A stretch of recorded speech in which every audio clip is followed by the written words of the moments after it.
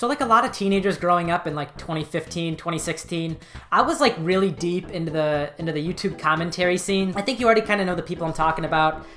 Leafy, Pyrocynical, and of course DramaAlert. It was just kind of hard to avoid Keemstar. He was always screwing around with somebody or getting into some drama with someone else. Back then, YouTube was like a really different place. Back in the day, if you had over 1 million subscribers, it was like, that was like the tip top of the YouTube food chain. If you had 1 million subscribers, people knew who you were. But now it's a very different place and the communities are a lot smaller and a lot more niche. Anyways, we're getting off track. Point is, back in the day, if you had like 1 million subscribers, you were famous, period.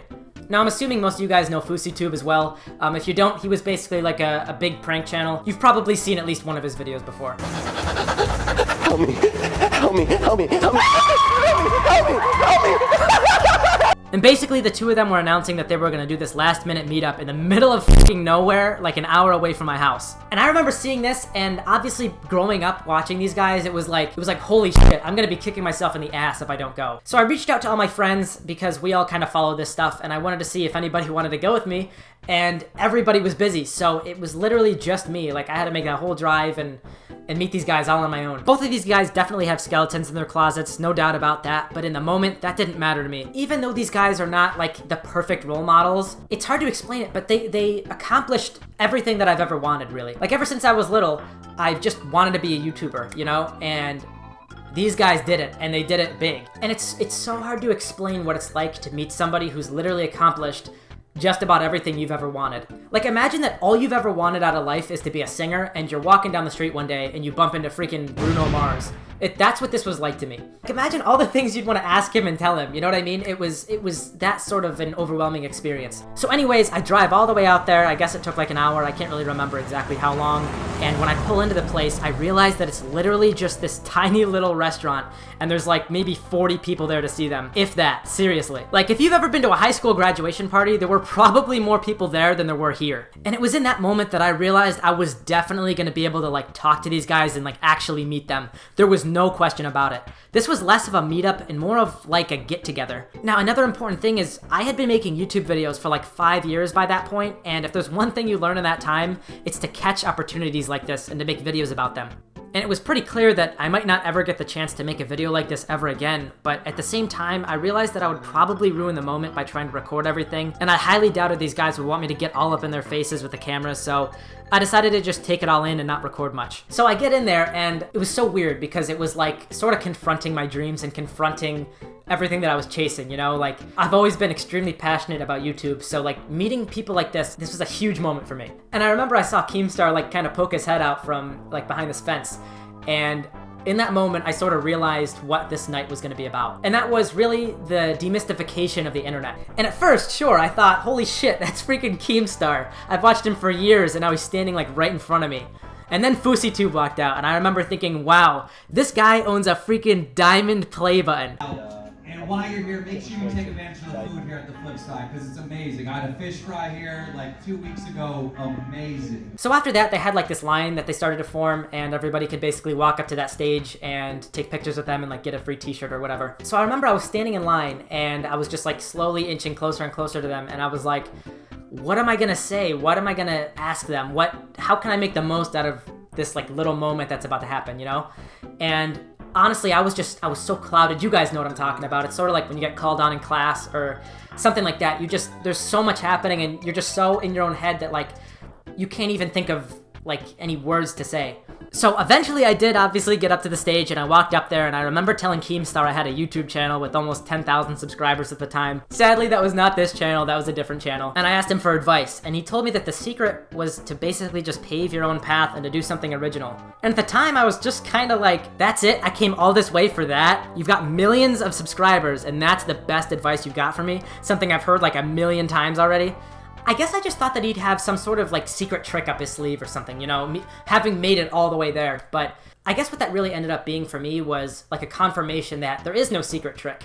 And honestly, that was a very good piece of advice. There is no like Illuminati of YouTube. There's no like secret code that like gets you there. You know what I mean? You have to do your own thing and you have to bust your ass to get there. Now you'll see this in the pictures. I have no idea why I did this, but for some reason I like did this. I looked at them and they weren't doing it, and I was like, guys, you gotta do the thing. And then Fousey looked at Keemstar and he was like, yeah, Keem, do the thing. So he did the thing, and I picked up my shirt, which was like way too big, by the way. It was like an extra large.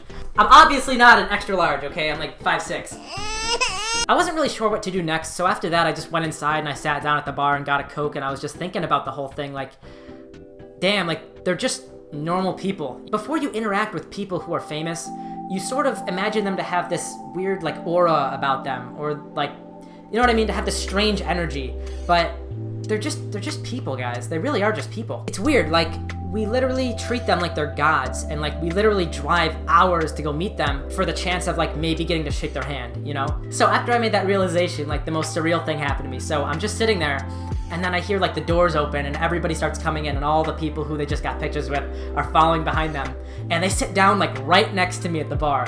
And I remember all these people were around them. Everybody was like trying to get videos. Everybody was trying to take pictures. And I just remember thinking like, we idolize these people to an almost disturbing degree. Like, I do understand the appeal, trust me. Like, if anybody does, I do. After following these guys for so long and wanting what they have more than anything in life. We treat them like they're more than human. And I definitely did in that moment too. There's no doubt about that. But it was sort of funny. Like, I felt like I was looking at the whole thing from outside. Like, I almost felt like I wasn't even there.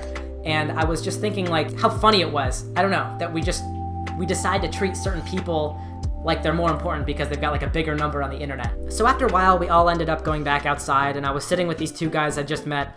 They lived like right around the corner and apparently run into Keemstar like every other day. So you know how like every town has its own little local celebrity? Like where I grew up, there's this guy who always rides around on a Segway, and he's always got this like American flag tank top. Everybody in town knows who he is. Imagine that guy being freaking Keemstar. You know what I mean? Like just bumping into Keemstar every other day. I don't know, I just think that's funny. So we were all outside. Keemstar and Fousey were kind of floating around talking to people, and so I was sitting with those two kids that I just met, and I told them all about like how I'd been making videos for so long and like how weird this was for me. And basically, one of them said, you should probably go try to talk to one of them. If you don't, you're probably gonna regret it later. And I figured he was right, so when Fousey came by our table, I got his attention. I'm not gonna lie, I can't really remember what else we talked about, but we just kind of talked like people. And I know that sounds weird, but it was strange because you really do expect these people to have some sort of like a mystical quality about them, but they don't. After that, I felt pretty satisfied, but I had one last little idea before I wanted to leave. I asked that one kid who said he'd pretty much seen Keemstar all around town what kind of car he drove, and he said it was like a Chevy Tahoe or something, like a big black SUV. I can't remember the exact brand of the car, not that it matters. I ended up leaving to go back to my car, and I found his car. And I basically wrote a little note on there to Fousey. Now, I can't remember exactly what I talked to Fousey about when he was by our table, but I do remember that he was very nice and very encouraging, and that really meant a lot to me in the moment. So I wrote a little note to him with the shit little notepad that I had, and I left it on the passenger side door of Keemstar's car, because I figured that's where he'd get in on. And then I left. I just dipped out of there. I didn't want like security to come out and think I was like fucking around with his car or whatever.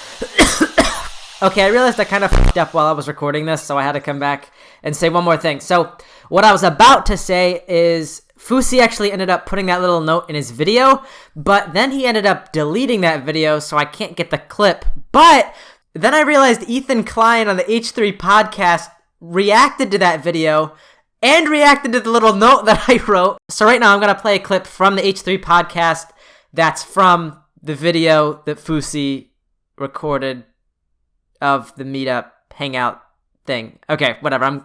I'm going back to the future.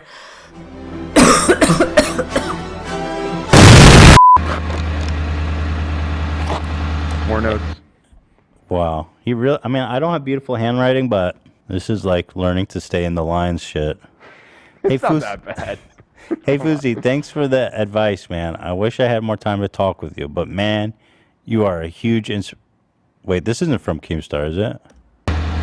That's the implication. Can't get better than that. Hey Fousey, thanks for the advice, man. I wish I had more time to talk with. Let's be honest. He wrote that himself. You think Fousey wrote that? Yeah. Wait, and then he censored the word Yeah. but it wasn't censored a second ago. We just saw it. Wait, we did? Yeah. It's awesome. It's just so hard to stay motivated, man, especially when you don't see results, even after years of work. Can't wait to read your book, The Kid with Curly Hair. That's dope. That's what it's about, see. man. It's from a fan. Like, you don't understand. People out here are real. Wow. So yeah, I did not expect him to put it in his video, but that was pretty cool. And that really solidified the night for me. The internet is like a real thing, and it's happening in the real world.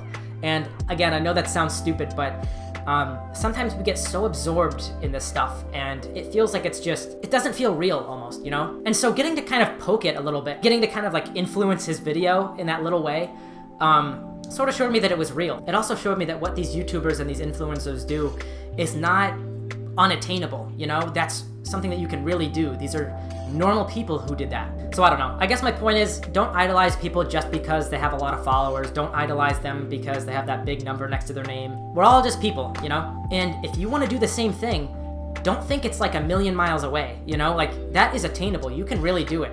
And that was ultimately like a very big motivator for me. So yeah, that's pretty much it. I've wanted to talk about that for a little while. It may not seem like a big deal to some people, but that was like a really big moment for me. I know that it might sound like I'm making a bigger deal out of this than it really was. But again, guys, like, to meet somebody who's accomplished everything that you've wanted, you know, it's a crazy experience. So yeah, that's pretty much it. If you guys like this little story, subscribe, leave a like, let me know if you liked it. And I'm bad at outros, so BWAH!